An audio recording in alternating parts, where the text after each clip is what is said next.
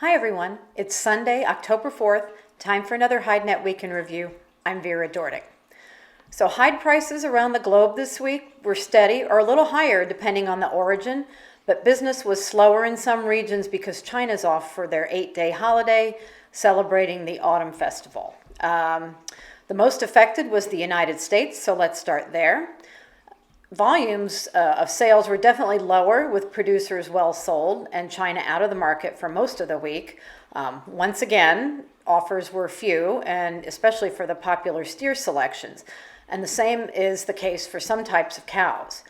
So it follows that there were no reported trades for regular weight heavy Texas steers this week, and prices were steady, with 62-64 pound selections trading as high as $25. Slaughter for the week through Saturday, October 3rd was up 2% at 665,000, so supply is not diminished these days, that's for sure. With few offers on the table again, export sales were definitely lower than the previous week, coming in at just 436,100. Combined shipments, on the other hand, were still at a good level, with a reported 625,700, although they were down by 4% from the previous week. Turning to South America, editor Ronald Guiel tells us that the price of fresh hides is up again, and it's gained another 5 cents, making the price 78 cents per kilo in reals. For the time being, this has not pushed up TR1 yet, and that is still steady at 70 cents per square foot. In other news from Brazil, delays on extending the country's payroll tax deductions for the footwear sector are concerning the industry, and at the moment, the subject doesn't look like it's going to be resolved anytime soon. Also, this week is actually Footwear Week, which will see a host of virtual seminars and opportunities for those in Brazil's footwear industry. In other news from South America, Argentine authorities closed down a clandestine tannery. Chilean footwear sales in 2020 are down by 65%, and Colombian footwear is having a hard time getting back to normal. In Paraguay, cattle slaughter was up in September, and in Uruguay, leather shipments were down, and by 50% in 2020 so far.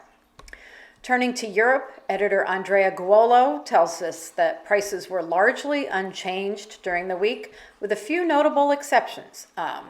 With regard to the UK, English and Irish origins were pretty steady, and Andrea says that order levels are reassuring, so that's a good thing.